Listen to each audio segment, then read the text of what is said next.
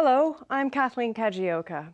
Way back when I was a student learning the viola and skulking around the halls of the Royal Conservatory of Music here in Toronto, a brand new name in chamber music appeared. Three enormously gifted young musicians had gone off to study in North America's most prestigious music schools, and they'd come back and formed the Gryphon Trio. 20 years later, they're still going strong and are better than ever, with a huge number of accomplishments under their belt. They've won 2 Junos, recorded 16 albums, and recently were awarded the Walter Carson Prize for Excellence in the Performing Arts. Ladies and gentlemen, the Gryphon Trio.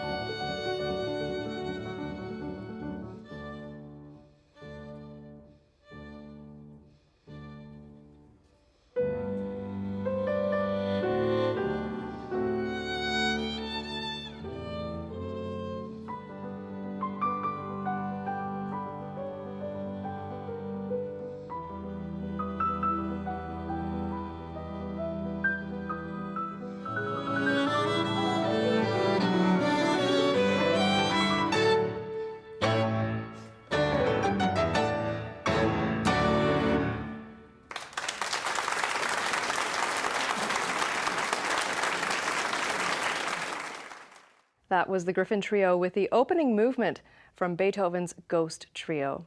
The piano trio is an interesting genre. I mean, it's right up there with the string quartet as far as most popular and most written for small ensembles. Piano trio is a bit of a different beast because you've got two string players and then a piano.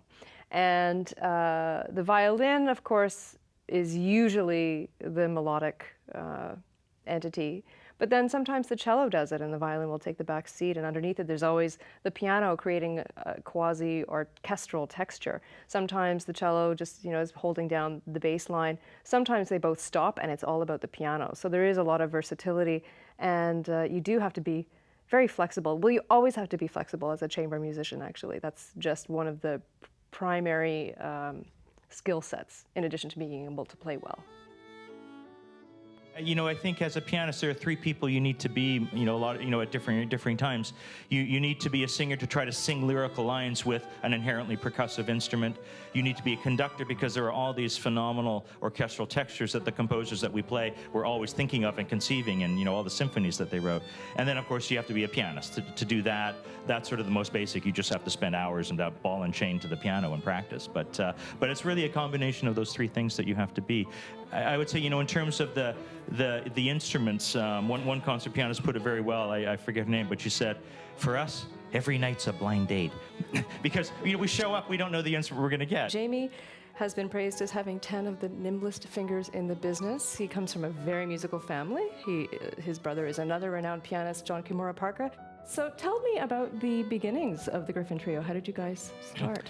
Well, the two of them had studied for a number of years, actually, with Menahem Pressler, with a pianist who was a student of Menahem Pressler at Indiana. And so they really loved playing in a trio. And then that had sort of run its course. They were looking for somebody, and they got in touch with me. Roman, if you want anybody to be contacted globally, just ask Roman. He'll get on it. And so he got in touch and wondered if I wanted to play in a trio. And they had one sort of pressing concert coming up quickly, one performance. And it was going to be a Beethoven's Ghost Trio. And by coincidence, I had just played that with a visiting cello faculty member and a violinist participant. So I thought that was a good sign. I said, well, sure, and we just sort of said, well, we'll play a few concerts, see how it goes, and that's the classic. That was 20 years ago. Wow. Did you have any idea that it would last this long? I mean, you sort of go in open. I mean, I think clearly the two of them really enjoyed playing in a trio, so they I think wanted it to work out. But I was very open to seeing what would happen, and it's just been a great ride. Actually, the fact that you two are married was something I wanted to bring up, because I know being in a relationship is very intense. I know that being in a chamber group is also very intense. So how do you navigate the double intensity of this arrangement? I think there are people in the audience that would just love to get their hands on this microphone right now to really address that. No, I think Annalie should go. Well, in one sense, it's fantastic because we're always together. In another sense, we're always together. So, but I think when we get home after a tour, I think why we still are together and why we still enjoy touring, for numerous reasons. Of course, it's the locations that we get to witness. But we don't socialize as a trio when we come back home. We go back to business. Roman's busy doing his job. I'm teaching, Jamie's teaching. As a couple, often we actually don't see each other that much too, because so tours are actually a time where we're all, it's very intimate. And we've just figured out a way to make it more interesting. Annalie and I have a new dog that's now touring with us. Mm-hmm. Okay. Oh, yes, is this yes. a little buffer zone? No, it's great, actually. Or is it more bonding? It's a stress reliever. She's wonderful. For the presenters, as the dog cares. Actually, we just a couple of nights ago, we were in a beautiful venue, and we took the dog, and I don't know, she just kind of slipped out of the green room, and she was running around the building, and nobody seemed to mind. It was fun. Clearly this is a confession of sorts, but it's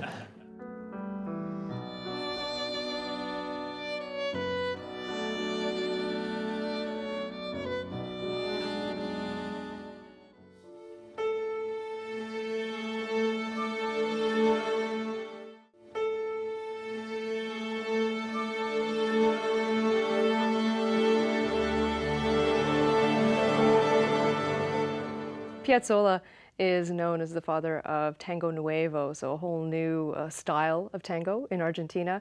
Mainly, he's known for integrating classical music or European art music techniques into his writings of the tango. So it's actually become a really popular crossover genre for classical musicians. Part of what's been great about the Gryphon Trio's 20-year career is that they haven't just stuck with the traditional piano trio repertoire. They could, because there's a lot of it. You could just play all of those and never get bored. All the Beethoven, Schubert, Shostakovich, Schumann, Mozart, Haydn, the list goes on. But the Gryphon Trio has been very active in branching out and generating new repertoire by Canadian composers, also new repertoire that crosses boundaries, both musically and in terms of multimedia. Now, with the music of Astor Piazzolla, here's the Gryphon Trio.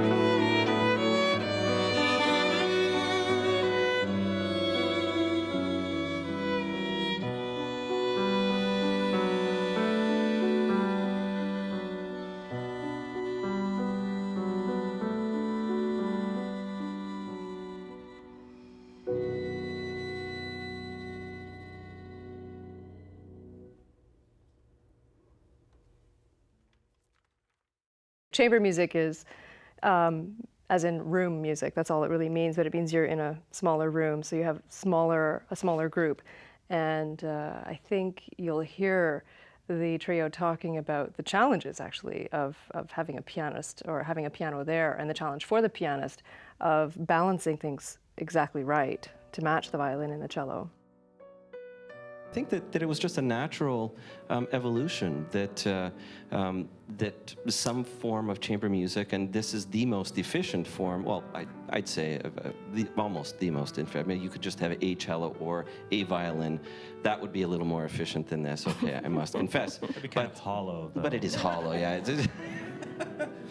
I love the sound of the piano, and I think that there's a depth and a range of dynamic that lends itself to this group as a result of there being the piano. I mean, and the piano has changed a great deal even from the first day. So it'd be interesting. I mean, to hear what Beethoven, heard or imagined. But I imagine it was something like this. It'd be interesting to know what those composers in those days would make of these big pianos that we have these days.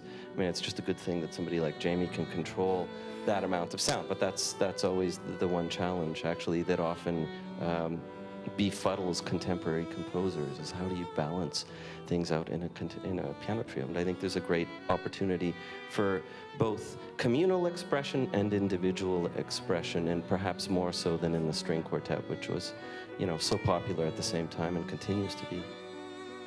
Chamber groups can be a real challenge to keep going. It's not just, the musical and creative challenges, but administratively and organizationally, I think it's really like running a small business. And so first tell us what's involved in keeping a group going. Well, I mean, there is an administrative side. We play in countries around the world, and there are agents in those places that are out there seeking engagements for us. So somebody has to stay in touch with them and help them deal with the challenges that they're facing. I mean, everyone in classical music for years now has been forced to reinvent and just keep the whole thing fresh, figure out how to bring this music to audiences. They're commissions. We commission a great deal. That isn't so complicated for us now. We have we've commissioned over 70 works. We have outreach programs, a young composers program that's been going on for 15 years. We have a thing called Listen Up that goes to different communities in the country. So the great thing about chamber music, and because there are so many chamber groups out there these days, so many classically trained musicians that are choosing it as a means to build a career, is that if you have any sort of entrepreneurial sense, you can get, and of course you have to have some good training and talent, and you really need to belong on this, on the concert stage to begin with, and sometimes that takes a little bit of sorting out. But there's great opportunity, and I think as long as one is willing to do the work, I mean, it's not a job. It's not something that ends at 5 every day, and I think the challenge is then to determine when exactly does it stop, and when does the rest of life begin, or is it just one big, huge thing? And, well, so that's what chamber music's all about. Annalie Patipatanikun, Roman Boris, and Jamie Parker. They are the Gryphon Trio, and they have been enriching musical life in Canada for over 20 years. I hope you enjoyed their performance today. I'm Kathleen Kajioka.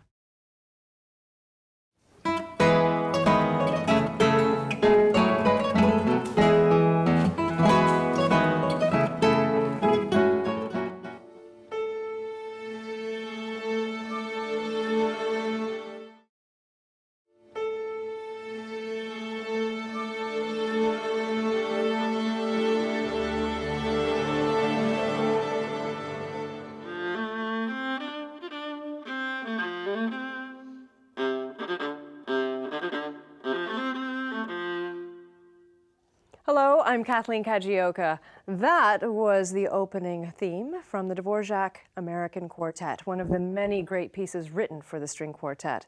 It's a standard medium in classical music. Pretty much every great composer wrote for it. Not so for the group we're going to hear from today. In their more than 3 decades together, the Los Angeles Guitar Quartet has developed a repertoire of tremendous breadth and depth, everything from Latin to folk, Middle Eastern to Celtic, and of course classical music of all kinds. And they did it all themselves. They had to. The good news is that the guitar is one of the most versatile instruments around, and we're going to hear just how versatile today. But first, the Los Angeles Guitar Quartet.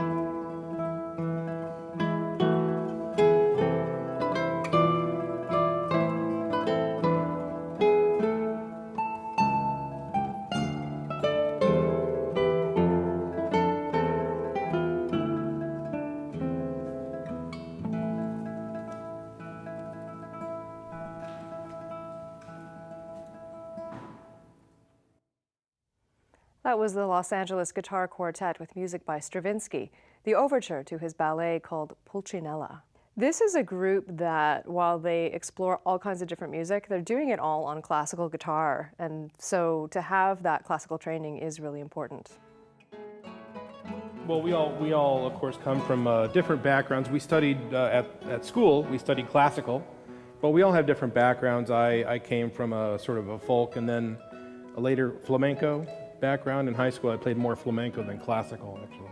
Yeah, I grew up playing piano and violin and classical music, and then I was a rocker when I picked up the guitar, and then some of my heroes had classical influences, so I thought, hey, I'll do that. I'll take classical guitar and become a better rock player, you know. And it ended up coming full circle for me. I fell in love with the classical music part of it again. So. Like a lot of guitarists from my generation, you know, I saw the Beatles and Ed Sullivan and wanted to play the guitar, and so I got into it that way, and played with a lot of different styles. But mostly I was doing, I guess, folk music, fingerstyle guitar music it's called.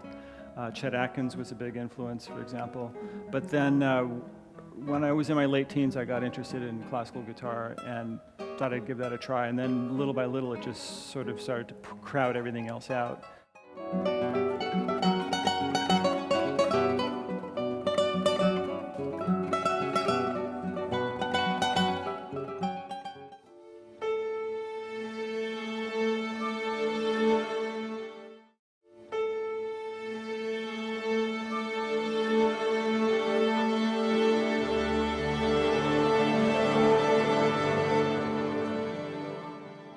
Next, the Los Angeles Guitar Quartet is going to play a piece by one of their guitarist colleagues, Alfonso Montes. This is called La Nura.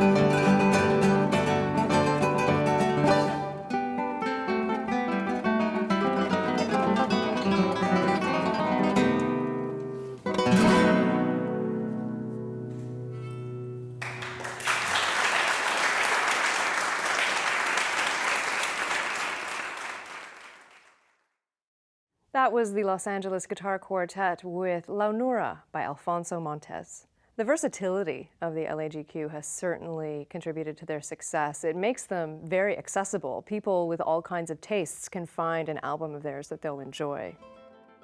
30 years after sort of relinquishing jazz and rock, we ended up doing a CD called Guitar Heroes. This was before the video game, by the way. And we paid tribute to, all of our heroes that influenced us when we were young. So we were, playing on nylon string guitars, but playing Chet Atkins tunes and Pat Metheny tunes and, bluegrass and all kinds of things, Zappa, to sort of, show that the guitar, it's really inclusive, that with the discipline of classical guitar and what we've got, we can then use what we know to reflect music that we love, and that's what we try to do.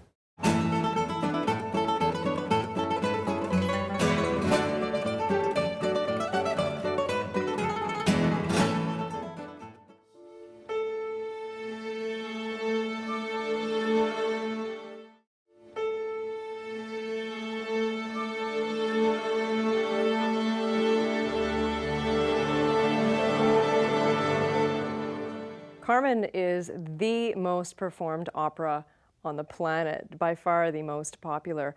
So its themes are incredibly well known, and among the most popular is the Toreador song. And this is music by a French composer, but set in Spain, so it has very Spanish flavor. And of course, the Spanish national instrument is the guitar. So it's a natural fit for the LAGQ to adapt this piece for their group.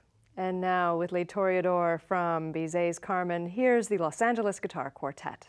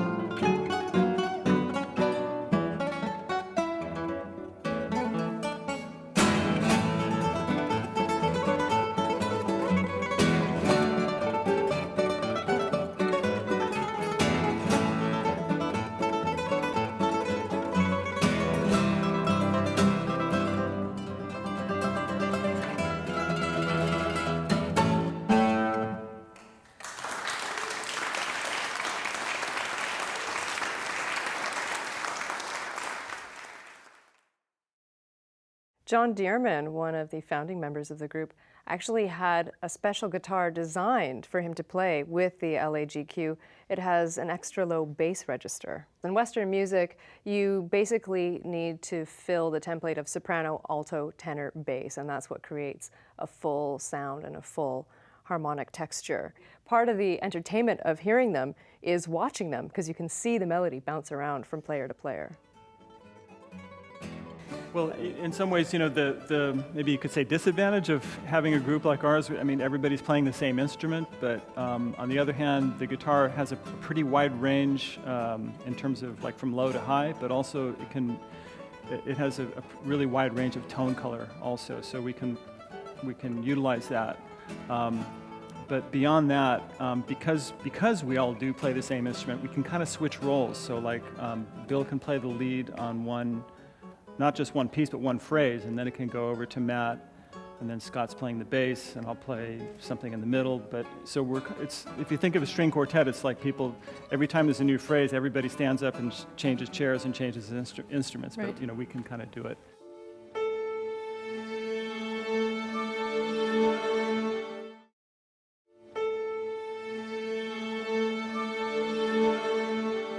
And that's our show for today. I hope you enjoyed these performances. I'm Kathleen Kajioka. See you next time.